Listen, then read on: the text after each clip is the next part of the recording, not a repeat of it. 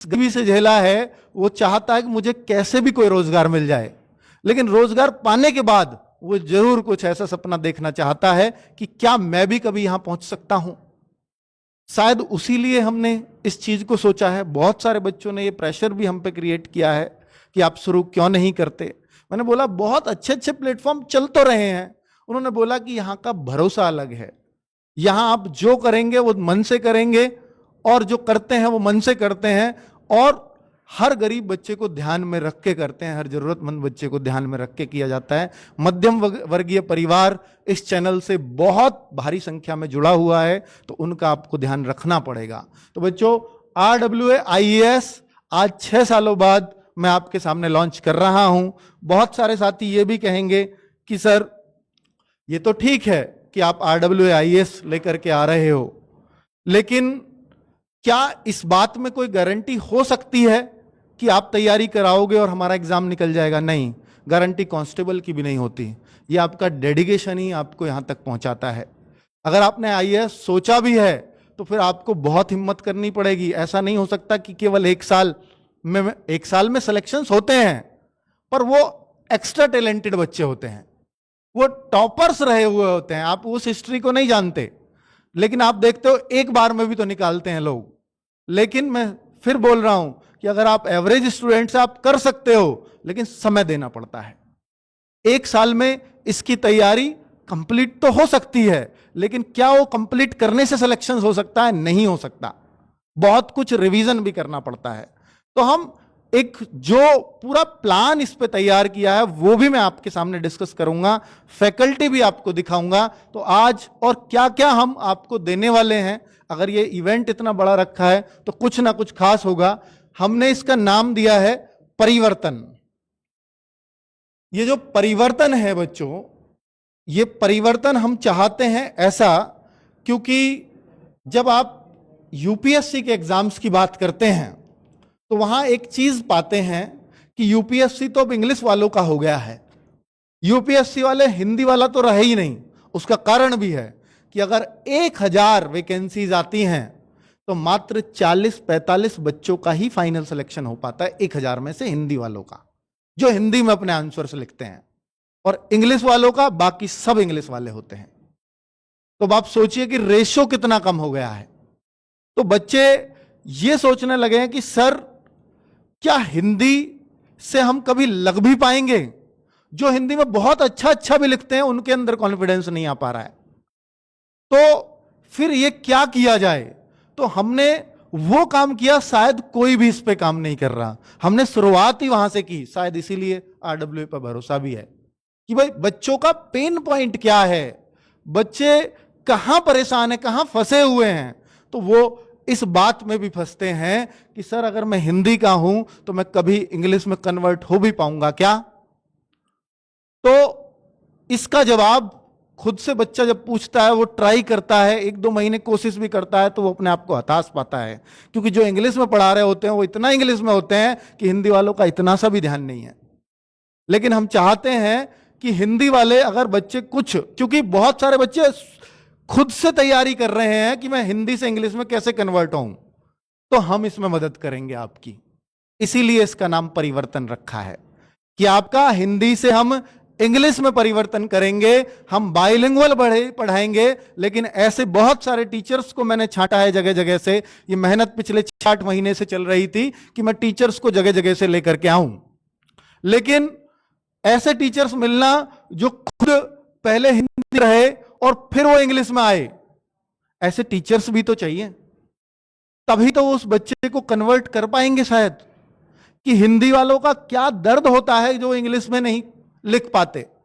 तो हमने वो प्रयास किया है। ऐसा नहीं है कि सभी टीचर्स एकदम हिंदी से इंग्लिश वाले मिल गए, मिल तो बहुत रहे थे, लेकिन अच्छी क्वालिटी भी तो चाहिए थी ना। कुछ टीचर्स ऐसे भी हैं जो केवल इंग्लिश में पढ़ाते हैं, लेकिन वो हिंदी में भी कंफर्ट हैं, वो आपका ध्यान वहां भी रखेंगे। ऐसा हमने टीचर्स को छांटने में ध्यान दिया है। ठीक है, अब अगर हम बात करते हैं तो बहुत सारे बच्चों के मन में ये सवाल आता है कि सब आप RWA IAS तो ले आए हो, आप इसके फाउंडर हो, अंकित भाटी हो, तो क्या कभी आपने भी IAS का एग्जाम दिया है क्या, या निकाला है क्या, तो आप आईएएस कैसे बना सकते हो?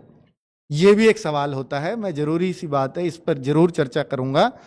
पहले तो मैं अब अपने बारे में बता दूं, भाई मैं एसएससी सीजीएल एक एग्जाम होता है, उसके थ्रू मैंने एमईए में मुझे जॉब मिली थी, जो विदेश मंत्रालय मिनिस्ट्री ऑफ एक्सटर्नल अफेयर्स बोलते हैं।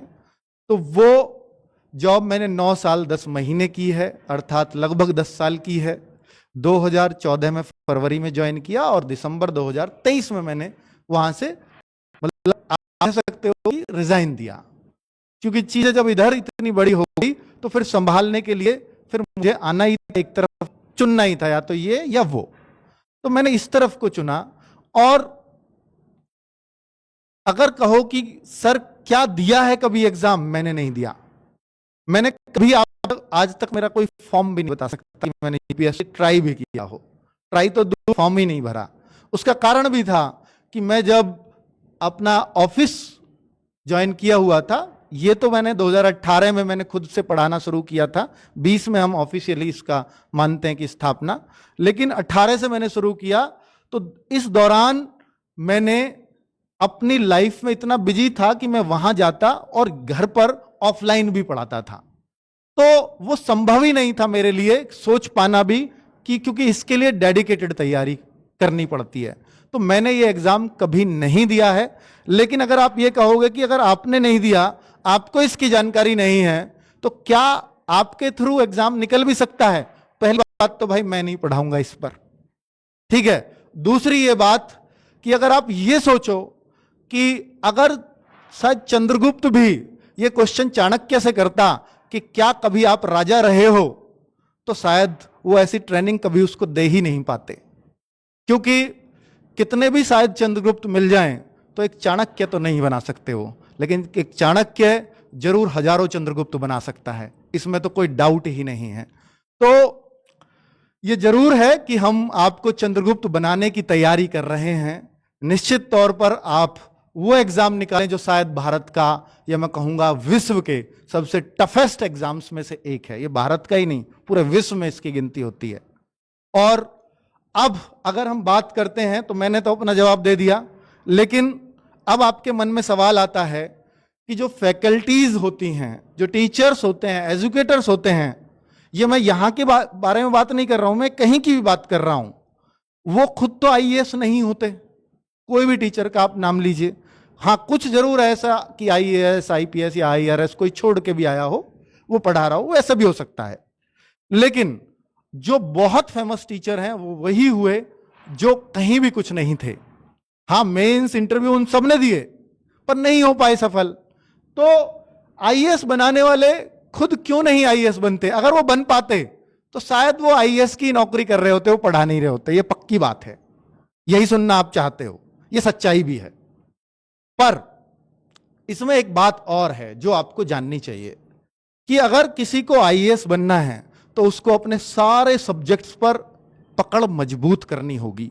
अगर मैं यहां पर एक टीचर देकर के आपसे कहता कि भाई आप सब कुछ इनसे पढ़ो, ये आपको आईएएस बना देंगे, तब आपका ये सवाल जायज होता कि हां, एक टीचर अगर सब कुछ पढ़ा सकता है तो वो खुद आईएएस बन सकता है।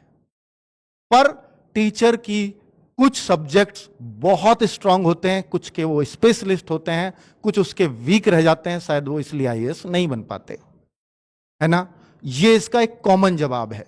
लेकिन अगर आप ये कहो कि सर स्पेशलिस्ट वो टीचर होंगे क्या किसी विषय में? बिल्कुल, वो किसी विषय में आप खुद से भी पूछो कि आप हो है आईएएस, आपका ना निकला हो, पर एक दो सब्जेक्ट आपके ऐसे जरूर हो गए होंगे जो बहुत ही स्ट्रांग हैं, जो आप किसी से भी अच्छा कर जाओगे, उसमें आप लोगों को गाइड भी कर सकते हो।